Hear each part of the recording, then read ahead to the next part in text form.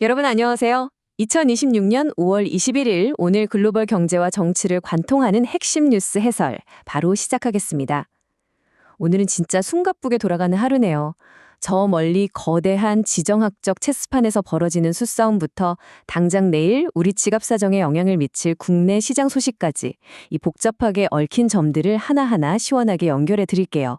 자, 다들 준비되셨죠? 바로 들어갑니다. 오늘 우리가 살펴볼 로드맵입니다. 지정학적 체스판부터 무역전쟁과 공급망, 다시 고개를 드는 인플레이션 리스크, 그리고 예상치 못한 보건 위협을 거쳐 마지막으로 극적인 위기를 넘긴 한국 경제 상황까지 쫙 훑어볼 예정입니다. 자, 첫 번째 순서죠. 지정학적 체스판. 다극화 시대로 접어든 강대국들의 기싸움과 외교 전략부터 짚어보겠습니다. 오늘 아침 뉴스 보셨나요? 타이밍이 기가 막힙니다. 미국 대통령이 베이징에서 막 비행기를 타고 떠나자마자 기다렸다는 듯이 러시아의 푸틴 대통령이 베이징에 도착했습니다. 그리고 시진핑 주석을 만나서 아주 작심한 듯한 공동성명을 냈죠. 미국 외교를 대놓고 무책임하다고 비판하면서 지금 국제사회가 약육강식의 정글로 돌아가고 있다고 강력하게 경고했습니다. 와, 이건 뭐 거의 이제부터 완벽한 신냉전이다라고 선언하는 거나 다름없죠. 근데 여기서 진짜 흥미로운 관전 포인트가 나옵니다. 한쪽에서는 이렇게 러시아랑 딱 달라붙어서 미국을 향해 날선 비판을 쏟아내잖아요. 그런데 동시에 경제 쪽을 보면요. 중국이 미국산 보잉 여객기를 무려 200대나 사겠다고 도장을 찍었습니다. 거기다 미중 무역협정 연장까지 밀어붙이고 있고요. 겉으로는 으르렁거리면서도 뒤로는 철저하게 실리를 챙기는 그야말로 두 얼굴의 외교 전략, 고도로 실용적인 모습을 완벽하게 보여주고 있는 거죠. 자, 그럼 지구 반대편은 어떨까요? 여기도 만만치 않게 바쁩니다. 캐나다 외교장관이 지금 에스토니아, 라트비아, 스웨덴까지 부지런히 순방을 돌고 있거든요. 왜 그럴까요? 맞습니다. 러시아가 북구권이랑 유럽 쪽으로 자꾸 눈독을 들이니까 나토의 동부전선을 철통같이 방어하려고 서방 국가들이 아주 긴급하게 뭉치고 있는 겁니다. 넘어갈게요. 두 번째 섹션 무역전쟁과 공급망입니다. 이런 정치적 텐션이 경제에 어떤 폭탄을 떨어뜨리는지 보시죠. 방금 말씀드린 그런 팽팽한 긴장감, 이게 남의 나라 이야기가 아닙니다. 바로 글로벌 무역의 목줄을 쥐고 흔들거든요. 요즘 미국, 이스라엘, 이란 사이의 갈등을 보면 거의 무슨 스위치를 껐다 켰다 하듯이 긴장이 고조됐다가 휴전했다가 다시 싸웠다가 이 사이클이 계속 반복되고 있어요. 이게 뭐가 문제냐면 전 세계 물건이 오가는 공급망을 완전히 마비시켜버린다는 겁니다. 결국 그 피해는 전 세계 소비자와 기업들, 바로 우리들이 더 비싼 물건값을 치러야 하는 상황으로 직결되는 거죠. 그래도 천만다행인 소식이 하나 끼어 있네요. 유럽연합과 미국이 막판에 극적으로 손을 잡았습니다. 모든 산업재에 대해 관세를 아예 없애기로 전격 합의를 한 건데요. 이 타결이 없었다면 대서양 양쪽에서 어마어마한 무역전쟁이 터질 뻔했는데 정말 아슬아슬하게 피했습니다. 이 혼란한 시국에 그나마 숨통이 트이는 소식이죠. 이어서 세 번째. 글로벌 인플레이션 리스크입니다. 이 끝없는 혼란의 청구서가 어떻게 날아오는지 볼까요? 앞서 말씀드린 공급망 붕괴, 그 청구서의 금액이 바로 화면에 보이는 이 숫자입니다. 2.8%. 캐나다의 4월 소비자 물가지수가 뚝 떨어질 줄 알았더니 웬걸 2.8%로 깜짝 반등해버렸습니다. 이 숫자를 위로 확 끌어올린 주범이 바로 중동발 에너지 리스크였거든요. 저 멀리 중동의 지정학적 위기가 태평양을 건너서 북미 대륙의 실물 경제에 직접적인 직격탄을 날린 겁니다. 이 깜짝 반등이 왜 그렇게 무섭냐고요? 시장의 기대를 완전히 꺾어버렸거든요. 다들 이제 곧 중앙은행들이 금리 좀 내리겠지? 하고 잔뜩 기대하고 있었는데 물가가 다시 꿈틀거리니까 큰일 났다. 이거 금리나 물 건너가는 거 아니야? 하는 공포가 시장에 쫙 퍼지고 있는 겁니다.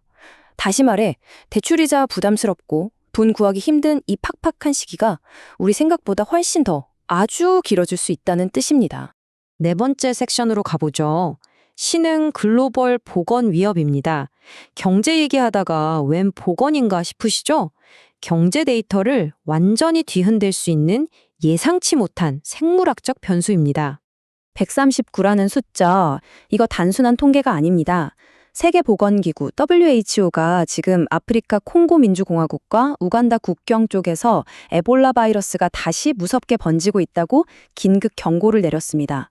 벌써 의심 환자만 600명이 넘고 공식적으로 확인된 사망자만 139명입니다. 정말 안타까우면서도 바짝 긴장하게 되는 상황이죠. 후가가 발표한 메시지를 보면 사태가 심상치 않다는 걸 알 수 있습니다.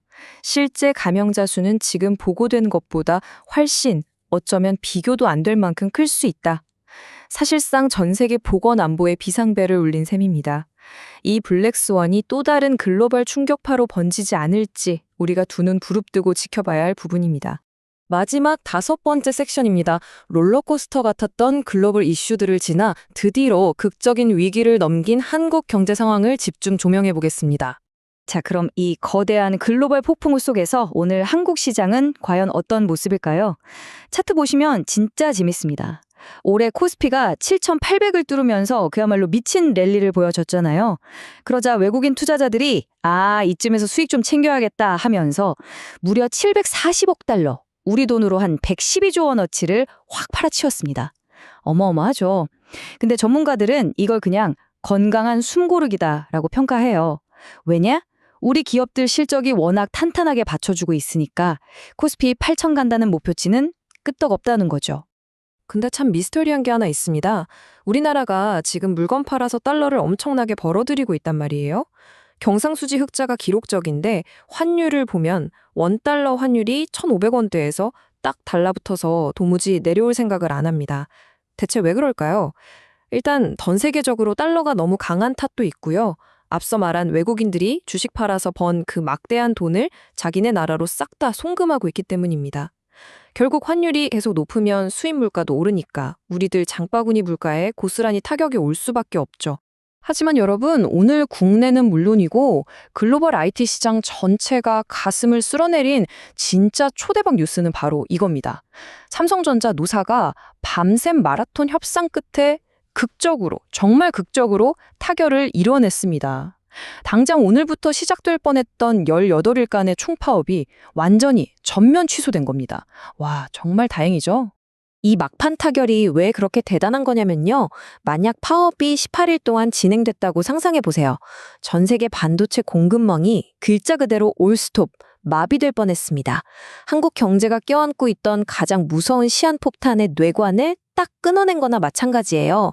이 덕분에 시장 전체가 이제 살았다 하면서 금융시장의 신뢰를 단숨에 쫙 끌어올린 엄청난 결과입니다. 자, 오늘의 긴 해설을 마무리하면서 여러분께 아주 중요한 질문을 하나 던지고 싶습니다. 삼성전자 파업이라는 엄청난 암초를 피한 우리 시장, 이제 정말 날개를 달고 8천선을 향해 시원하게 날아오를 일만 남은 걸까요? 아니면 오늘 앞서 쭉 살펴봤던 그 무거운 글로벌 인플레이션의 압박이 결국 시장의 발목을 꽉 잡고 끌어내리게 될까요? 오늘 우리가 짚어본 수많은 변수들, 이 퍼즐 조각들을 맞춰보시면서 내일의 시장은 과연 어느 방향으로 흘러갈지 여러분도 한번 고민해 보시기 바랍니다. 오늘 해설은 여기까지입니다. 함께 해주셔서 감사합니다.